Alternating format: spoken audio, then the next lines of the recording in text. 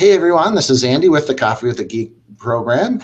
It is my special blend today. Again, I didn't make no money off of this. Tim Hortons, if you've never heard of Tim Hortons, it's an East Coast favorite. So try that if you're ever up here in the Northeast.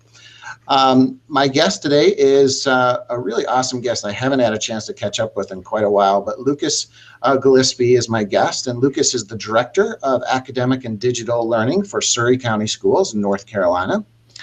He's passionate about leveraging games and game thinking for learning in classrooms at all levels. He's the founder of WOW in School Project, which is something I think maybe I heard about you first with, and that's a program that uses popular MMO, World of Warcraft, to support language arts, leadership, and digital citizenship.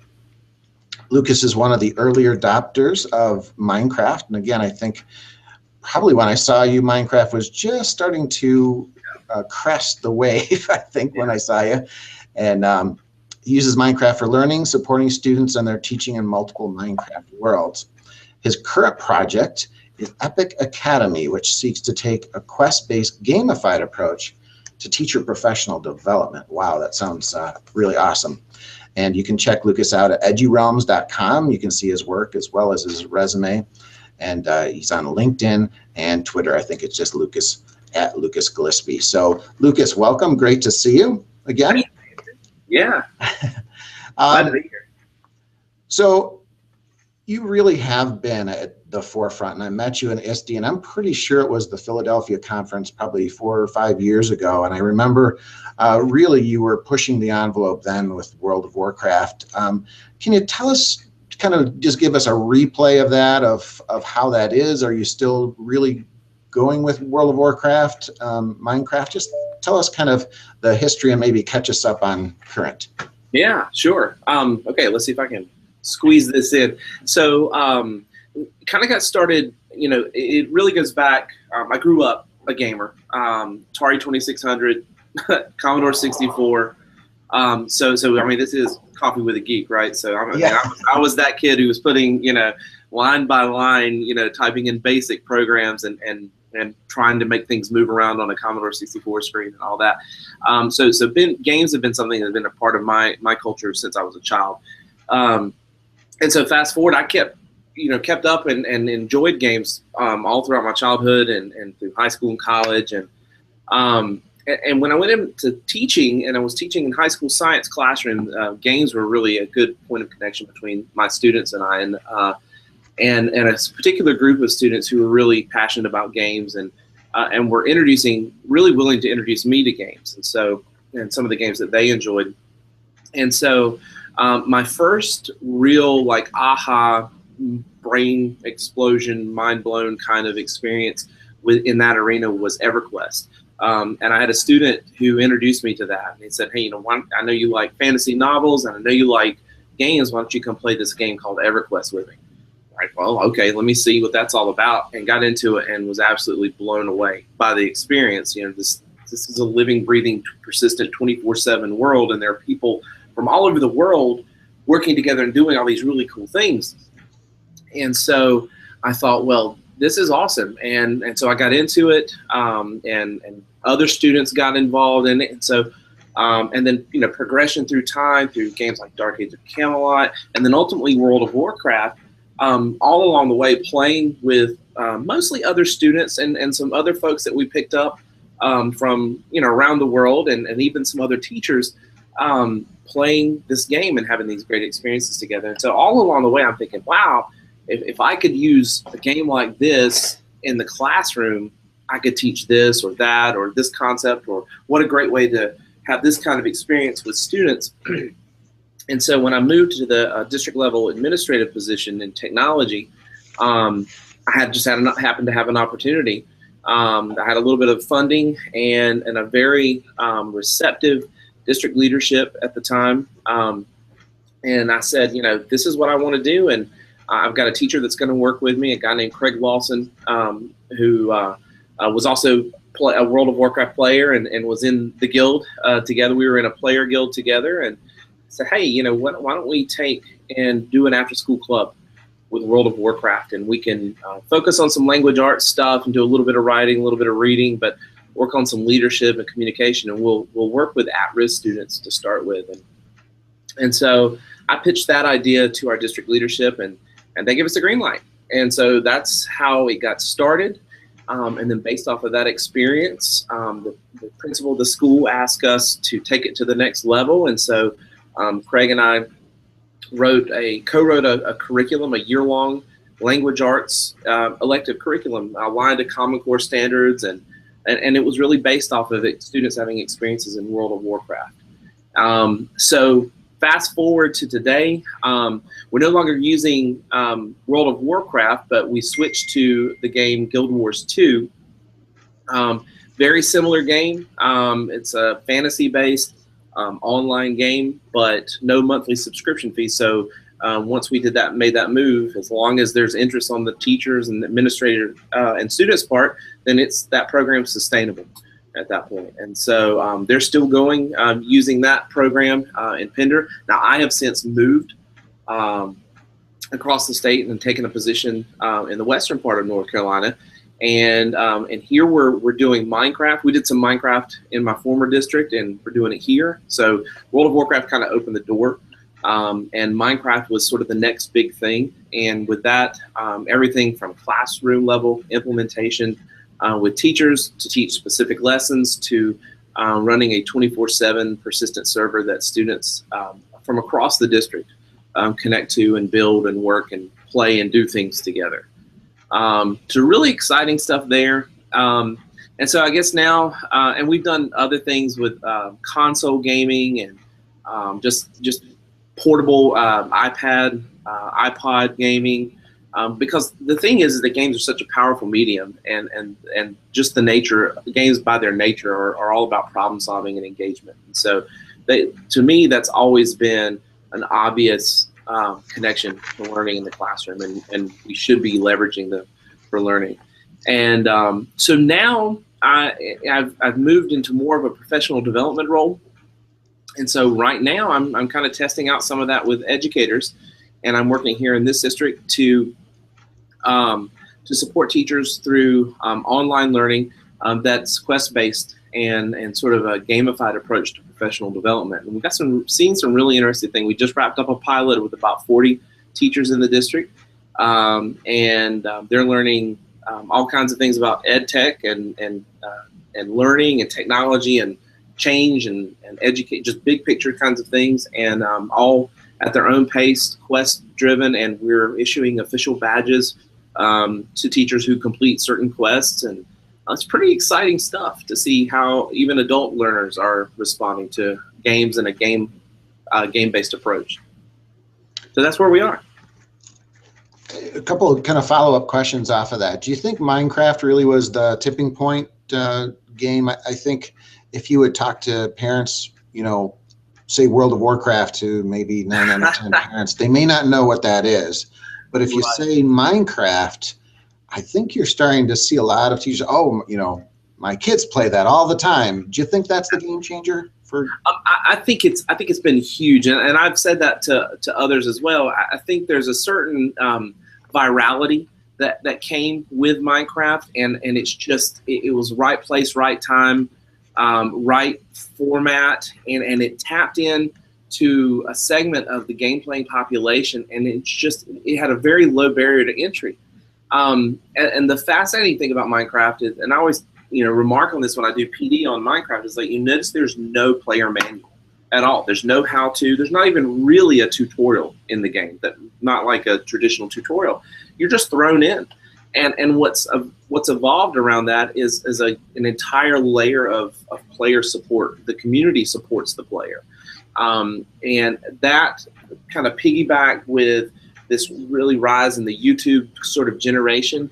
And we have students out there who are making all these tutorial and how-to videos and walkthroughs and let's play videos and that kind of thing. And it's really become a phenomenon. And what's awesome about it is that it's also been readily picked up by the education community because of its flexible nature. And so I think it has come in at a time and has been a real sort of foot in the door for games and learning in schools across the country. And I don't see any end to it right now. I mean, there's just so many different ways that you can leverage it. And what's great is that one day we'll think back and remember Minecraft. I'll remember when we used to do Minecraft, but now we're doing this game or that game or this virtual reality experience or whatever it is. And that we'll think back to the time when Minecraft was sort of that sort of watershed moment where we got games into schools, and that was where it started. You mentioned that Quest or Guild Wars is what you're using now instead of World of Warcraft. So is that really a one-time download kind of thing? Is the licensing structure just easier to handle? Yeah, the drawback with World of Warcraft, and the great thing about World of Warcraft is just the name recognition and the sort of that pop culture element to it. But the drawback is the monthly subscription, which made it somewhat unsustainable because we were grant funded when we started that project and got it rolling, and so maintaining and sustaining the monthly subscription, because every player is paying $15 a month. And so times the number of students that you have enrolled in it, those costs add up very quickly. And so with the last bit of grant funding that we had, we needed to look for a solution that would make it sustainable. Guild Wars 2 had just hit the scene when we were at that point. And we were, I and some of the folks that I play games with and all that, we were going through it and like, I'm thinking this is almost parallel to the kinds of experiences that we have in World of Warcraft. And so it was a matter of just simply updating our game learning quests to have sort of a parallel track. If you're doing World of Warcraft, do this. If you're doing Guild Wars 2, do that. And once we had that, there's no monthly subscription fee. That game makes its money off of microtransactions, so none of which are necessary for experiencing the game. So that's what they're still using right now in that program. Oh, that's awesome. So many different things to go and so many possibilities. I guess the challenge is, and maybe that's where you're going with your teacher, your Epic Academy, is convincing educators that there's powerful learning behind it. Yeah. Sorry, I had a visitor. So, I mean, do you find that's our challenge as maybe integrators is getting teachers to see the larger picture of some real powerful learning behind the game? I think so, and I think the tide's starting to shift because it's become part of the conversation. I mean, we're seeing articles in major outlets like ASCD and ISTE, and so it's becoming more a part of the conversation, more so than it was when I was talking about World of Warcraft years ago when you and I met at ISTE. And so the nice thing is that we're getting to a point where we're continuing to saturate the conversation with these ideas that, hey, games as a medium can have real potential for learning. And so that's one of the things that's exciting about it, is that we're getting there, and teachers are becoming more receptive now. And I think teachers know engagement, and they understand. They know they've seen engagement in their classrooms and those lessons that are really powerful, that really hook kids, and they've seen students playing games before, whether it's Minecraft or any other games, whether it's their own children or somebody else's children or whatever. We've seen what engagement looks like. And so if we can just break down financial and technical barriers and sometimes policy barriers and that sort of thing, I think teachers are really receptive to it. They just need permission to move forward a lot of times, and that idea that we can take risks. And that was the thing that made World of Warcraft, that program, a success for us, was that I was given permission to take a risk, and if it failed, well, it was an after-school program, so it didn't work. Big deal. But a lot of times that's what I tell teachers, is that if you want to start something that's sort of innovative or edgy or cutting edge, try it somewhere where it's safe to fail and build acceptance for it. Do you think that's, I think we probably both know the answer to this, but kind of providing from a leadership standpoint, that culture of taking a risk, is that the necessary ingredient? And do you see your role now as you're kind of an administrator, kind of enabling that culture? Yes, absolutely. And it not, that could be a totally non-technology, but it's about a mindset. It's how we look at failure, and if we can failure is one of the most powerful opportunities for learning, whether it's with our students or whether it's with our teachers. And we have teachers that want to try something innovative, and we say, it's okay to fail, and if you do, learn from it, and let's iterate and build on that. And so I think for administrators, sometimes it's just a matter of creating that culture where that's okay. Where it's okay to take risks, within boundaries, and we as administrators are there to guide and support and provide wisdom. But certainly we need to encourage that, because it's through that some of the most innovative practice, I think, will eventually emerge. One of the things I loved about your presentation when I saw it a few years ago is that you really provided the background. And I think it's one of those challenges we all face when we're trying to do something innovative. We've got to have some sort of background, best practices, kind of the research behind this. And you did a really good job. I think it was James Paul Gee, maybe, and a few others that you really kind of put out there as people who have been there and provided the background. Are there some other inspirations behind your work, and who are people we should be paying attention to in this type of? Well, certainly, some of the forerunners in that, especially in the academic world, James Gee, Constance Steinkuhler, Kurt Squire, and those folks. But now there's a lot of research out there that's being done, that has been done, that's being done. And folks are starting to curate that research and make it accessible. And that's one of those big things where the research is going on. So, and it's pretty compelling stuff too. That's showing that games are have a lot of potential for learning in the classroom. So, yeah, those three names I think I would start there. But we have lots of other folks out there in the field, even teachers that are out there doing sort of action research-based sorts of things, and there are communities that are growing up around it.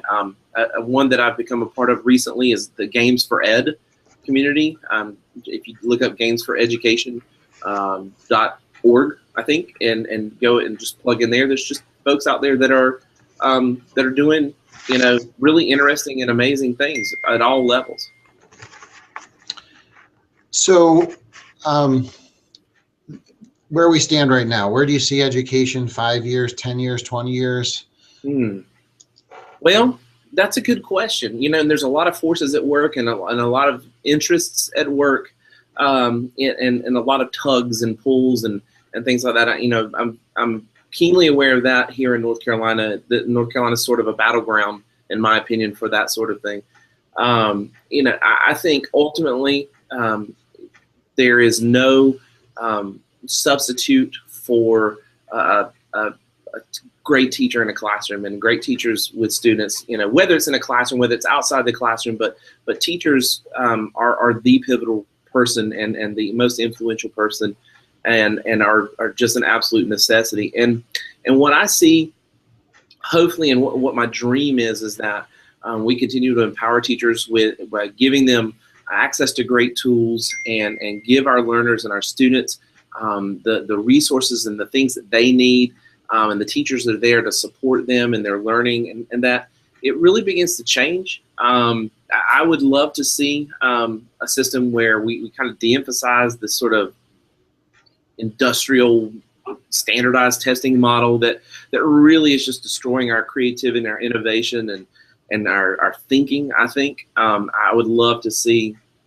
a time where teachers are working with students to tap into those students' passions and their interest, and supporting that and guiding them and creating the next generation of creative thinkers and innovators and entrepreneurs and that kind of thing. I think we're at that time. That's a possibility, but we're at a pivot point, and it could go a lot of different ways, I think.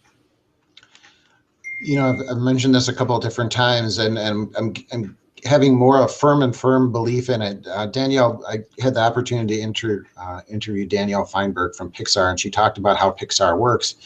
And it's really a collaborative team, and there's so many different people with different talents and ideas, and they all pull it together. And it sounded very much like High School Musical, to be honest with you, and when you think about what goes into a High School Musical, there's music, but there's also, there's reading and scripts, and there's people that do artwork and construction work, and it pulls together almost all talents that are found in kids. And so I'm wondering if maybe instead of like a test, maybe we should have like a High School Musical contest. Yeah, I mean, why not?